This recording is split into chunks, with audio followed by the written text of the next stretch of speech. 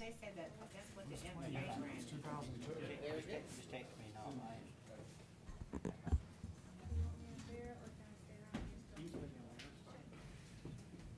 Or you can sit right here. Nah, I'll sit on here, cause I'm gonna speak to him a little bit. Sitting there like, hello? Hello, you sound like you do the same thing I do.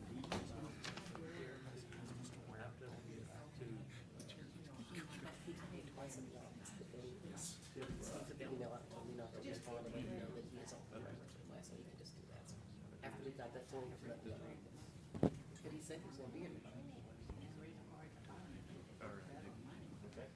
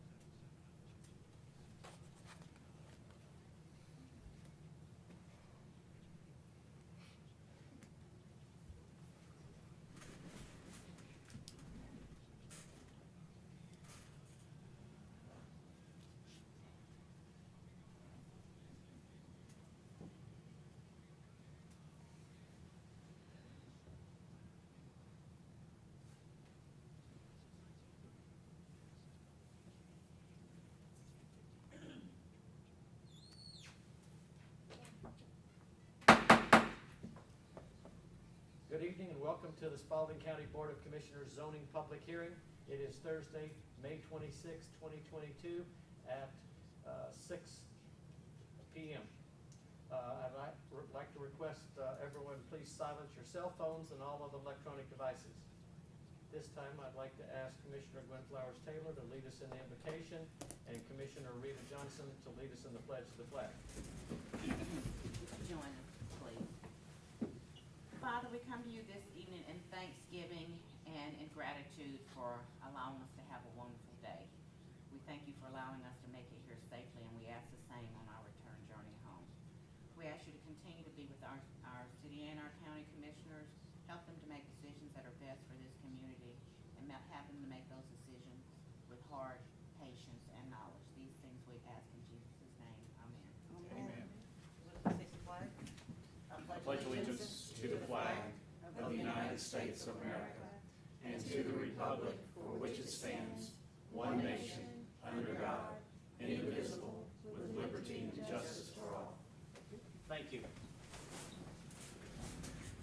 This time I'd like to turn it over to the county zoning attorney. Thank you. Thank you, Mr. Chairman. We have to report that we are unable to conduct the zoning hearings that are scheduled for tonight because the notice and publication that's required by zoning procedures law, which requires publication not less than 15 or more than 45 days in advance of this hearing, did not make it into the paper. The zoning applications that are pending on this agenda will automatically be continued onto the June agenda. We apologize, but we are required to comply with the law, and this was just an error. So we will get it published for next month, and everything on the agenda will be back in order. Thank you. County Manager, any comments? I believe Community Development Director Littlefield has a few comments that she would like to make to the board, if that's all right. Yes. So my comments aren't regarding any of the public hearing that we have tonight. I wanted to take an opportunity to address the commission as a whole on some of the initiatives that we've discussed. So if it would appease the chairman, if you'd like to do that at this time. And at any time, if you have any questions about any of the things that I am talking about, please feel free to ask them. This is not meant to be formal by any stretch of the imagination, but this is an opportunity for us in part of the comp plan process to discuss some things that would be planning initiatives that could respond to some of the needs that we've already identified in my very short tenure of 10 days. So I come to you from a very wide background, a very diverse background.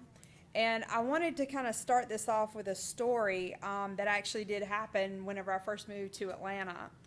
When I first moved up here, I lived in South DeKalb County. And my mom, who lived up here in the early 70s, she and my dad, whenever they first got married, moved to Atlanta. She told me not to go to a particular place in East Metro Atlanta. I won't call the name of it, but she said, just don't go there after dark. I said, why not? She said, just don't go there. I said, Mama, I've seen gremlins. What happens? And so eventually she came up here for a visit, and I took her to that area. And we had lunch at a little cafe. We went to a couple of art galleries. We did some shopping. And she looked at me, and something inside of her head clicked, and she said, is this what you do? I said, what do you mean? She said, as a planner, is this what you do? You take places that people have identified or areas that people have identified, and you turn them into places that people want to be in. And I think that's about the best analysis of what a good planner does, is they take these areas that people identify or they associate with a common theme, and they turn them into places that people want to go. So with that in mind, if that's the kind of approach that I have towards planning, I want to talk to you about a couple of things that I've heard. The first thing that I've heard is you want a housing product that people can actually afford to live in. Young professionals, small families, that type of population. Is that a theme that I'd like some affirmation as far as feedback? Yes. So the first idea that I'd like to throw out there is, how do you feel about owner-occupied, income-adjusted housing?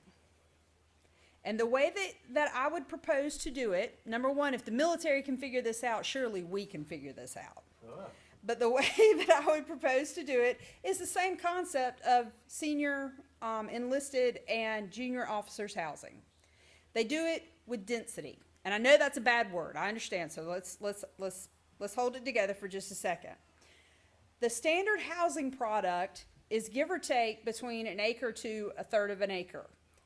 You would maintain that housing product, but to get the income adjusted units, what you would do is have a smaller housing footprint, just a modicum smaller. So if your average housing product is 1,750 square feet in a given zoning category, this is just an average, your average housing product is 1,750 square feet, allow for 10% of the units to be 1,400 square feet. And those houses are adjusted down in price. Instead of a $300,000 house, they're adjusted down to a $185,000 house, to a $220,000, depending on the style of housing. Does that sound doable? And do you have thoughts on that? So, to me, it's a good idea in theory, Mm-hmm. and right now, to me, it's just an idea. Right? I do know that we are just way over the top. And when I say we, I'm saying people in the South. We're just way over the top with, you have to have a lot of land. Mm-hmm. I live in a lot of cities overseas. If you get 4 feet of grass in the front of your front window and maybe a stoop in the back, that's it. They live like this in northern U.S. and in the West Coast. But we have our mindset that, and I'm just saying that I might be speaking out of turn, that you have to have land. That's what it is. My brother-in-law lives in DC. When he came down, he was like, "Oh my God, you mean you have to cut this?" We're like, you gotta have at least an acre, half-acre front yard, something that they don't know anything about. So I think what you're saying is good. We don't know how to make live, work, and play. And it's a big deal. So, But you got a planner that does. And let me kind of piggyback just a little Go bit on ahead. my thoughts, as I love the concept. Please. Because, I mean, that is what our new theme, we say, we want to live, work, and play. We want folks that actually graduate here to come back, get their education, and, have businesses here, work here, and have their kids go to school here, and make a life here. As far as that housing piece is concerned, like I said, I think the concept of it is good. And I'm not asking for a vote on anything. No, we're just, I'm just This kinda is, talking this through. is I a like- straight I out like the discussion. idea. I like the idea. I'm just trying to think, like, if we're talking about like in the future, of course, is it probable? I mean, let me just say that. Is it something that we would get the buy-in to as far as the community? If it's what we say, then we should. But, like I said, it'd be interesting to find out, if that is really what the community wants. Okay. I don't have a reason why we would not want it personally. Okay. If it were me, but I think that so far, in answer to your comment, so far, I think that what I've seen in your comp plan process, there is a desire for that in Spalding County, not just in Griffin, but in the actual outer areas of Spalding. In looking at some of the future land use concepts that we're putting together in the comp plan, that feedback is there. To have that owner occupied style of housing. And that's what I'm referencing. In answer to your question, there are already financial programs out there that are loan products, that are mortgage products, that are built for this type of housing. And they are income adjusted and income based. There's also some geography restrictions on them. They are primarily out of the USDA programs. The FHA program has a couple of these products, which do qualify in Spalding County. So these are not programs that will cost the county any money in terms of having to put forward any kind of financing.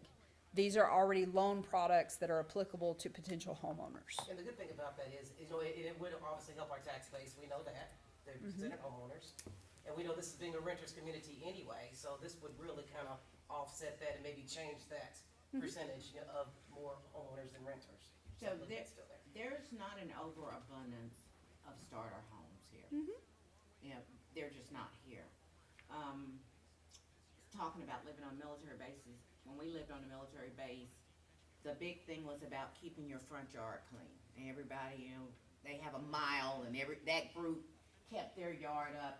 Wasn't a huge yard, but the reason it was like that, and we had a backyard too, because you didn't park your car there. There was a one alley that worked for both sides of the unit. Trash was picked up there, so there were never trash cans at the front. Mailboxes in the back. So when the trash people came, they're not going up and down the front of the street. You got a clean sidewalk street. And I always thought that was such a good idea. In terms of people, you would have to put more asphalt down, but by the same token, if your square footage and your footprint were reduced for a condo or a townhouse or a small type home, you would yield more, but you would have the opportunity to provide more amenities to the people that live in that area. So it's just, I think it's for us, it's a mindset. We've been, at one place we were like, you gotta get a 3,000 square foot house in order for us to get our tax money back, and we know it's very few people in this community that actually pay what it costs for them to, in taxes. And I'm not saying that some people don't, but yeah, I think if somehow, in order to solve our problem, we clearly don't have workforce housing. If I worked at Caterpillar and had to drive from Forsyth, I would be looking for some place to be closer to my work. if you lived in, say, north of Covington and you worked in Spalding County and you wanted to be closer, yes, I understand that concept. Yeah. And you know, you're not trying to, I imagine, even if it's young people that are single or young people with kids, you want something decent, but you're not trying to get the house that your 40-year-old parents are getting. Right. Or your grandparents are getting. You just want your own stuff. You want it to be safe. You want to be able to keep it clean. You want it to be in a neighborhood where your kids can go outside and play on the lawn. Okay, Any other comments? what's your next one? Okay. All right, so that's number one. Number two, I want to talk to you about your historic housing. I am so excited that you guys have mill villages. I am so excited. Mill villages are a Georgia tradition. They are a hallmark and a theme of Georgia historic planning. And I am so thrilled that you have them. And they are all in desperate need of some attention.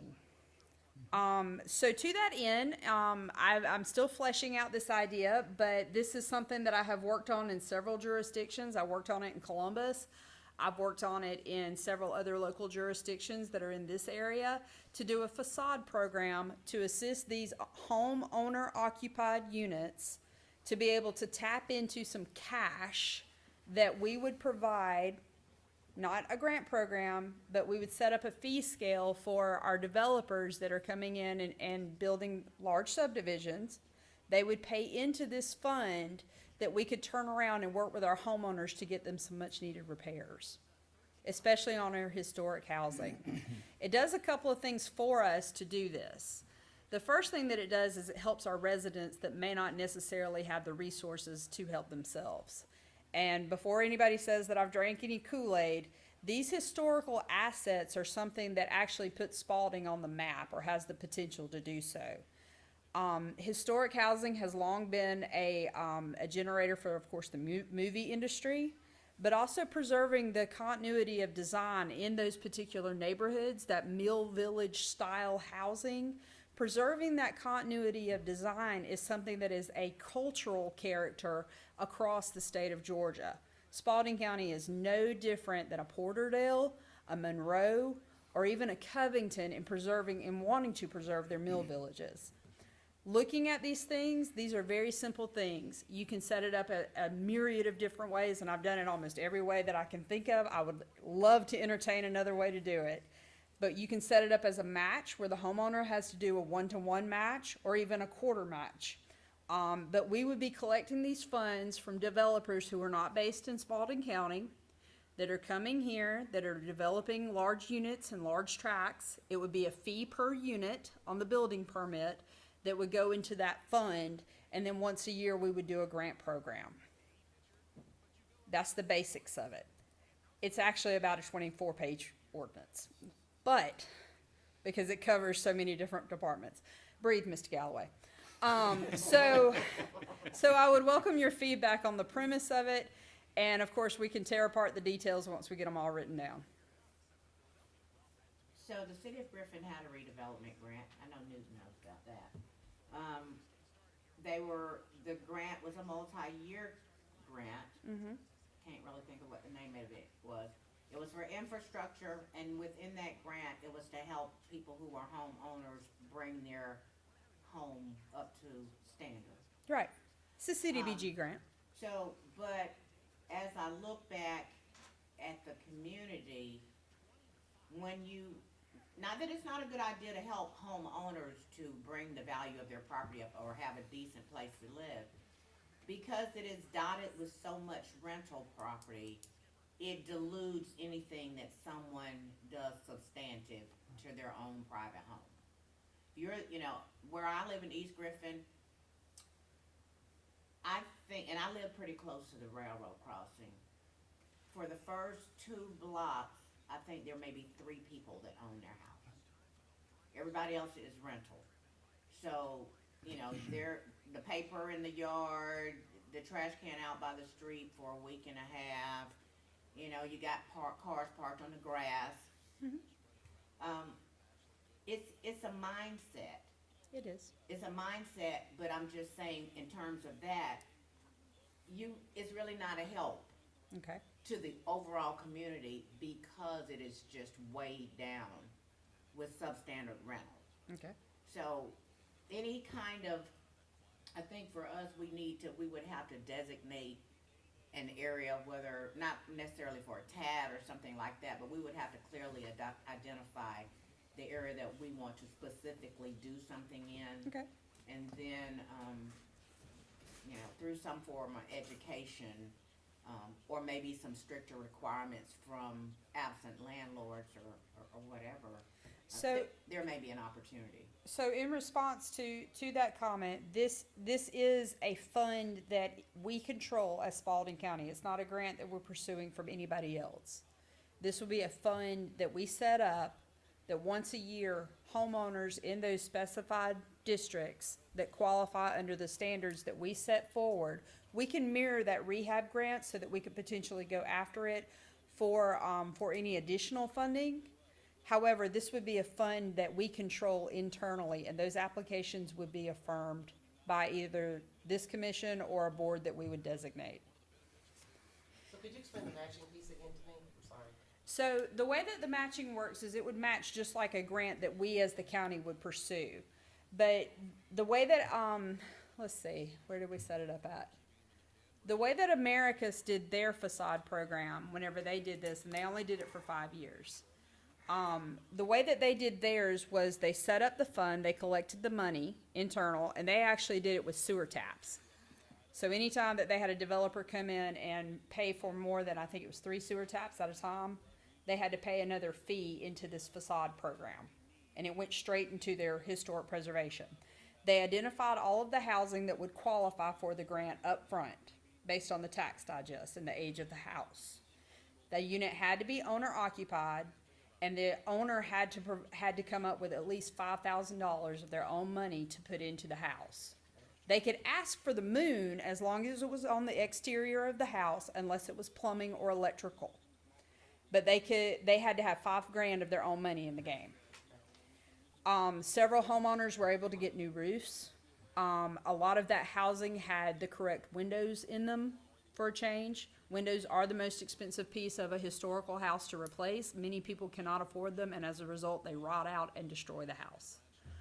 But that's one example of how they set it up.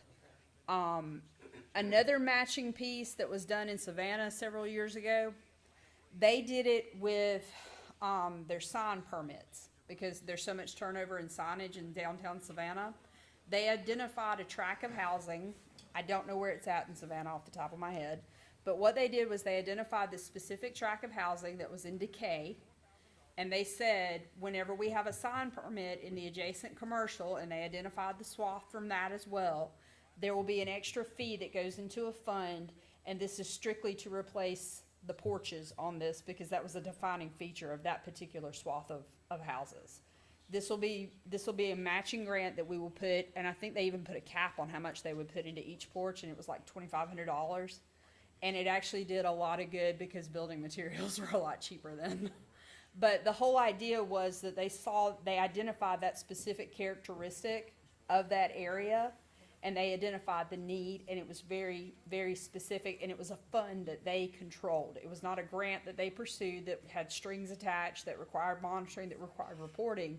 It was internal fund that they controlled. So kind of like what Gwen was saying, I guess in the area she's talking about East Griffin, where there's, I guess, more renters than homeowners, you would almost obviously have to have like a pool of probably 30 homes, 40 homes.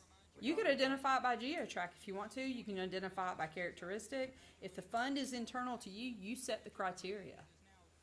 But clearly, if you're in a neighborhood where 80% of the housing is rental, Right, Mhm. right. what incentive is it for the landlord or the owner to do something different to a cash cow that he's getting paid for every month, whether he fixes it or not? It comes back to the landlord in terms of the renters looking around them, and it changes the mindset. You change the environment and you begin to change the mindset. It's happening in Porterdale right now. Probably harder when it's not in town though. When they're out of state. Because most of them do. I mean, Yes, you know, ma'am. it's- I understand. That would be difficult. I mean, I'm not shutting anything down. I mean, I like the ideas, and I like the idea of having some some diversity, That's truly thinking outside the box, and that's, I mean, for us, you know, with your, all the experience you bring, I like it, I like what I'm hearing. Kelly, does that require designation of the Mill Villages as a historic district? It does not. Okay. Because. Because the you know fu- we've got the overlay, because you and I have walked through that. Yes, sir. And that's an excellent question. It requires it, if you want to implement a design guideline to it, that they have to use certain materials, they have to engage in a certain color palette, they have to preserve certain characteristics. That's where your historic designation comes in. So if you don't have that designation, you can still apply it if the house does qualify to be historic and you specifically state that you want to engage in these funds to preserve the historic character of the home. A la, don't let them clad it in vinyl, you want to protect those wood windows, whatever the characteristic of the house is. I would highly recommend that we preserve the porches at all costs, because that's just personal for me. But the thing is that you identify those characteristics that you're wanting to save, that you're wanting to address, those specific elements that you're wanting to pursue, and that's what you set up your facade program to do. so, can I go? So I'm sitting here thinking in my mind about East Griffin. You could put whatever you want to on the front to make it look like a new Mill Village house. But the house still has no insulation in it. It has no underpinning. It has no, central heat and air. So having a nice looking front means nothing when the inside of your house looks like crap. In Albany, they've done interiors. They're the only one in the nation as far as a historic designation. Albany, Georgia does interiors because they have specific sites that are preserved for that purpose because of what happened inside the homes. I can definitely take a look at what they're doing as far as any kind of investment in that area. Roxanne is a really good friend of mine. She's the head of the Historic Commission there. However, when we start getting into interiors and that type of rehab as far as publicly funded, I have no issue whatsoever pursuing that. However, I tend to advise jurisdictions as both a planner and a consultant in the past. I've always advised them to stick to code related issues. Simply because once you get beyond that too far, you start getting into personal taste. I don't think it's personal taste that you want to be warm. No, ma'am, that's not my point. My point is that when you start working on the interior of somebody's house that's owner occupied, you run into that situation of, well, I think I should have this color on the wall. Well, but that's not what the program's designed to do. Yeah, I mean, I hear what you're saying, but obviously before you let someone come in your house, you're gonna have a good understanding of what's supposed to happen. Yes, ma'am. I'm not even saying that we should as a county do the repairs. But part of what we've done in getting rid of the houses that we've gotten rid of now is that those were the main problems. Yes, ma'am. Cold, can't hold Ice. heat, Right. no insulation, roof doesn't have anything in it. So I think for me, a turnkey process would maybe mean you could only do one house or two houses, but it will be done completely right. Okay. Not necessarily renovating, but making sure you have good pipes, making sure that the electrical wires not gonna burn the house up as soon as you put the facade on the front. And those are the type of code issues that I'm referring to, is making sure that the house itself is up to code. Okay. Okay, All right? understand those two? All right. Any other questions on that? All right. Okay, and so the third thing that I want to talk about is sidewalks. I have heard lots and lots and lots of information and feedback on sidewalks, that we want to be a pedestrian-oriented community, that we want to make Spalding County as pedestrian-friendly as possible. So what I have had quite a few conversations with County Manager Ledbetter, Dr. Ledbetter, is to say that I would like, in a county that has this much floodplain and sits between two of the largest watersheds in the state, I would like you to consider doing a sidewalk fund There are times in the course of development and in working with these parcels, these larger tracts of land, that we do have floodplain in them, and it is not conducive necessarily to require, it is not environmentally sound, it is not a best management practice to require sidewalks throughout. There are certain areas of those tracts of land that it's just not conducive and it's not sustainable. And I don't think that's responsible in my personal opinion and my professional opinion. And I would ask that the board consider the potential of opening a sidewalk fund, that in terms of developers being required, in lieu of the requirement to install sidewalks, there be an option, some kind of linear formula that I'm sure that we could figure out. If we can figure out the linear formula to price cotton, surely we can do it with sidewalks.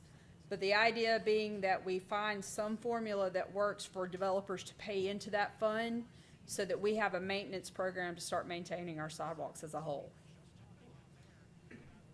So, I don't really think that we have sidewalks, not Spalding County. The Right. city of Griffin does. So for me, I think we're far off when we're worried about the maintenance when we first don't really have any sidewalks. So, and I'm saying that to say this, we have codified, I wanna say that we want sidewalks with every new development. Right. Whether it's, how is what you're suggesting different? This is interior sidewalks that someone will pay into, because we, Both. you know, unless it's a zoning requirement, we're not requiring, like is it in conservation?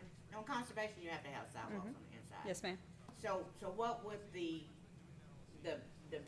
pay-in be for the sidewalks that are inside and the sidewalks on the outside? Both.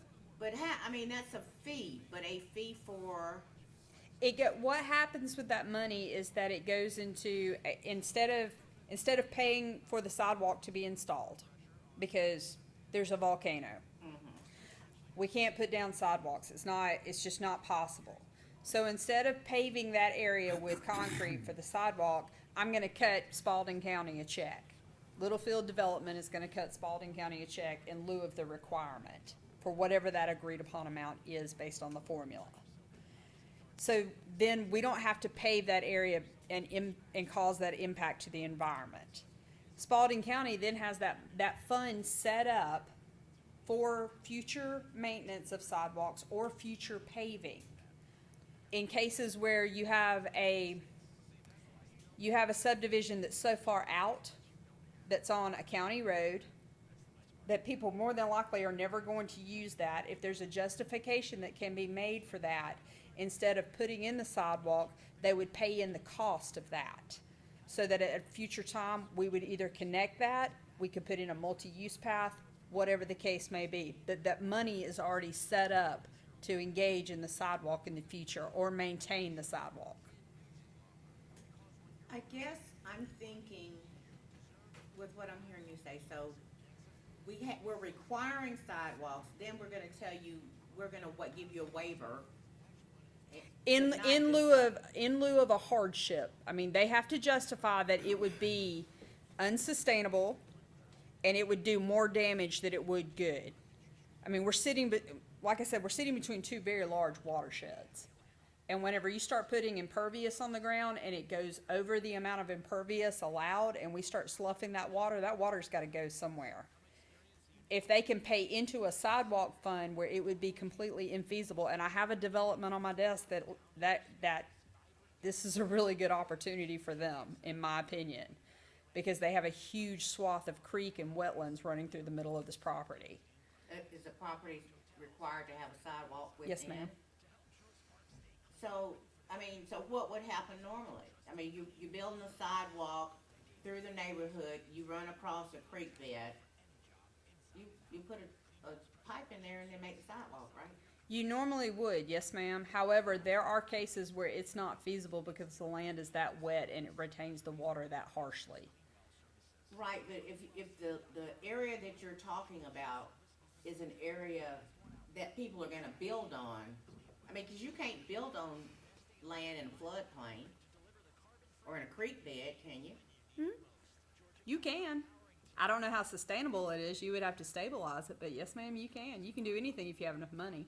I'm gonna have to think on that one some more. Okay. This is just ideas that we want us to think a little bit out of the box to be able to move towards and say, this one's really good, we're gonna work on this one, not quite so, and hey, this one is, yeah, let's start doing it this way. I'm So definitely that's all feeling the this is, first two. think piece, Okay. okay? All right. All right, So those are the three I have for tonight, and what I want to leave you with is this thought. Somewhere, somebody in some boardroom said to some group of people, let's make a movie about a tornado full of sharks. And they did it and made a lot of money doing it. Not every idea is great. I've never seen that movie, incidentally, but somebody said that somewhere, somehow, sometime. Not every idea is great, but you got to have the brass to stand up and say the ideas. I welcome your feedback. I thank you for your time, and I hope that you will allow me to continue to challenge you and do what is best for Spalding County. Thank you. thank you, Director. Mr. All right. Mr. Chairman, before we go, I would like to address one point. Please. Next month, you'll have the full, complete North Expressway Improvement District ordinance, which includes townhome condominium proposals. I want to very briefly talk about my experience in drafting it, because we have an R6 district. We have one piece of property in Spalding County that's zoned R6 for condominiums. I looked at affluent neighborhoods, affluent counties to try to find a better prototype for design requirements, aesthetics requirements, construction requirements for that type of development. Our text and our requirements in that text exceed, as a general rule, what I found in what would be perceived as more affluent communities. Let me tell you what I found when I looked at R6. Are y'all familiar with this piece of property? It is located on Highway 19, just below Ingalls, and it is our only R6 property. We had all these requirements in our code. I double-checked the enactment date, and that was developed after we passed the R6 requirements. And nobody followed up to make certain that those requirements were met. We actually have a requirement in R6 that limits rentals and requires owner occupancy. Almost the entirety of that property is either owned by the housing authority or by landlords. So the problem was not the text of the ordinance. The problem was the respect of the developers and the owners to comply with that ordinance and our ability to enforce that ordinance. And I want y'all to keep that in mind as we go forward, because we can put grandiose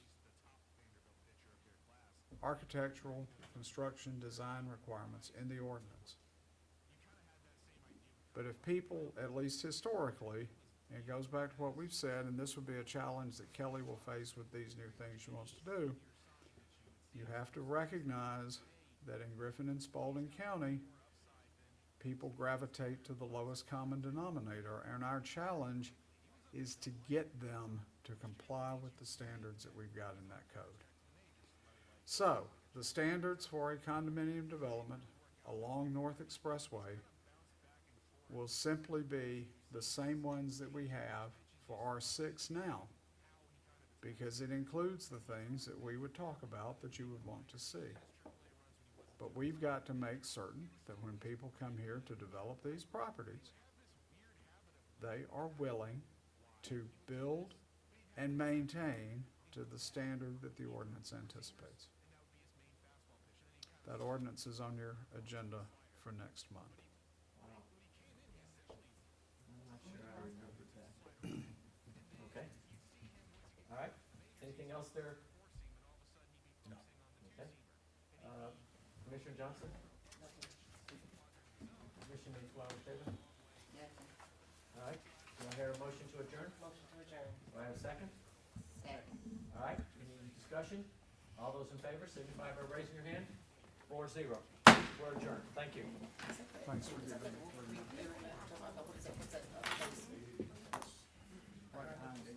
down the